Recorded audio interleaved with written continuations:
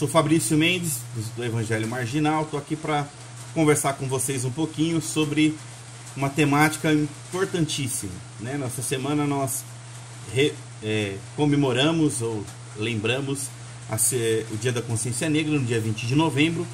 E eu queria falar um pouquinho com vocês sobre um curso que eu fiz recentemente com o pastor Marco Davi, que é formado pelo Seminário Teológico Batista do Sul e mestre pela Universidade Metodista, tá? Eu diria que foi um dos melhores cursos que eu fiz após a faculdade e após a minha pós-graduação em Teologia Bíblica do Antigo Testamento, onde eu pude entender um pouquinho mais sobre a questão do racismo na nossa sociedade e do racismo dentro da igreja evangélica no Brasil, tá? Então, é um curso que ele tem uma perspectiva importante de abrir mais o leque para compreendermos o texto bíblico, né? E aí o nome do curso, Leitura Afrocentrada da Bíblia, tá? E aí ele tem alguns temas importantes para fazer essa abordagem. O primeiro tema que ele vai trabalhar é a África e a Bíblia, né? Existe alguma relação entre a África e a Bíblia, né? Quantos negros tem na Bíblia? Tem negros na Bíblia? Né? E a África, ela está na Bíblia ou não tem nenhuma relação com a Bíblia? Tá? E depois o outro tema é a história da África e a Bíblia, né? O que aconteceu com o continente africano antes da colonização e após, né? Então, e qual é a relação da África antes da colonização com a Bíblia? Existe uma relação? E você vai compreender isso nesse curso. E da forma como eu compreendi também. Foi muito importante. E ele abre um novo horizonte de compreensão do texto bíblico. Porque proporciona a você a entender o contexto em que alguns textos foram escritos e foram desenvolvidos e seus aspectos culturais. Tá?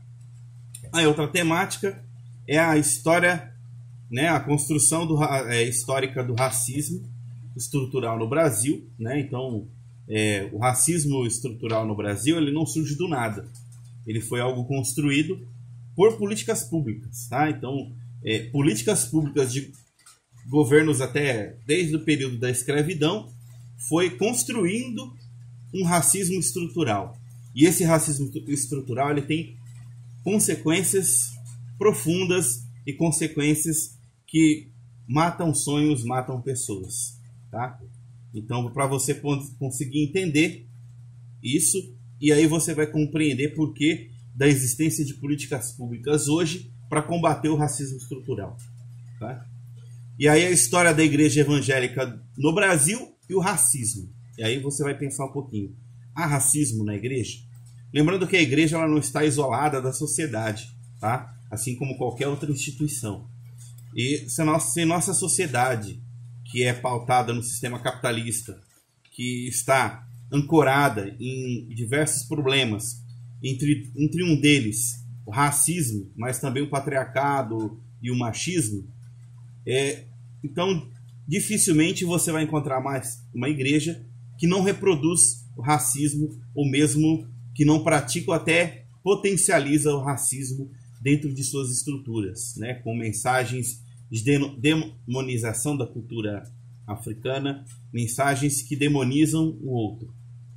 E aí, pensando nessa questão se há racismo na igreja, vamos pensar um pouquinho sobre como se apresenta esse racismo na história da Igreja Evangélica do Brasil, né? E quais seriam as soluções para essa igreja evangélica no Brasil. E aí vai pensar se você lembra, ou se você já ouviu falar de algum personagem da Igreja Evangélica Brasileira que era negro. Por exemplo, você já ouviu falar de João Cândido, liderança importante da revolta da Chibata no final de novembro de 1910?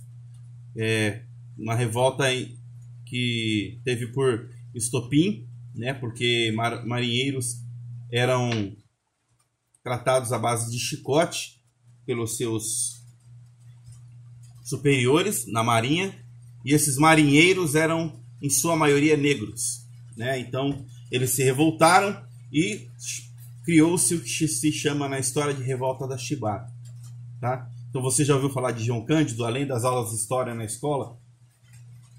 Então fica aí para pensar, tá? Então ele era evangélico, tá? Ele era membro da Igreja Metodista em São João do Meriti.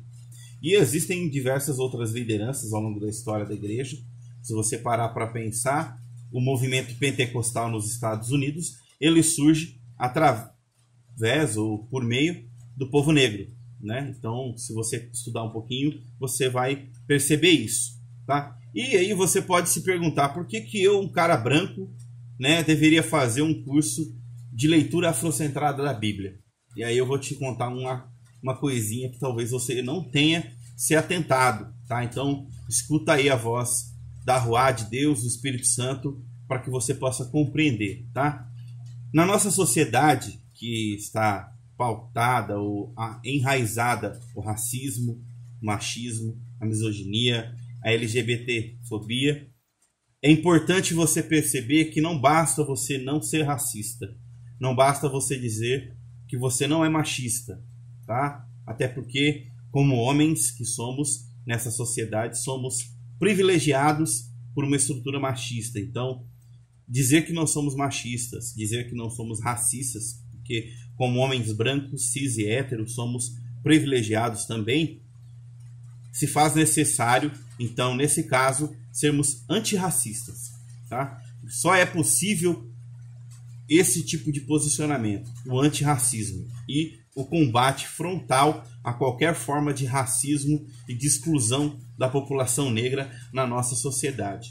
E isso não se faz tomando o lugar de fala do povo negro, mas sim dando voz, mas sim fortalecendo a luta. E em momentos onde nós estivermos, seja em roda de amigos, seja em outros locais, onde se reproduz na fala formas de racismo ou machismo, nós temos que nos posicionar frontalmente contra, mesmo que for para arrumar inimizades, porque como cristãos não basta apenas dizer não sou racista.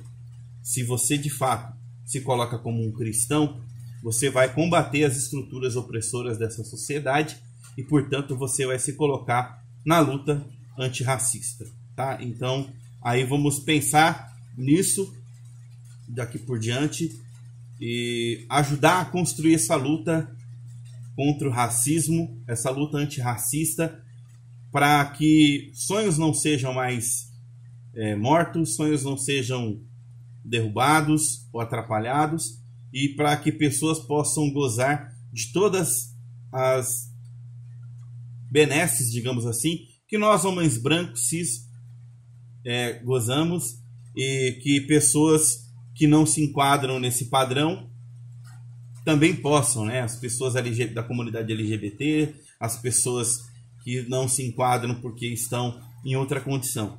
Então fica aqui essa mensagem, tá? E lembrando que esse curso ele acontece de forma cíclica, e agora dia 26 de novembro começa outra turma.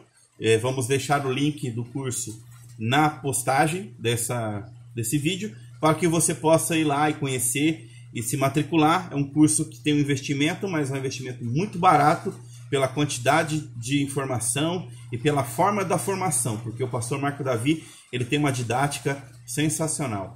Aquele abraço, uma ótima semana para vocês e Deus os abençoe a todas e todos.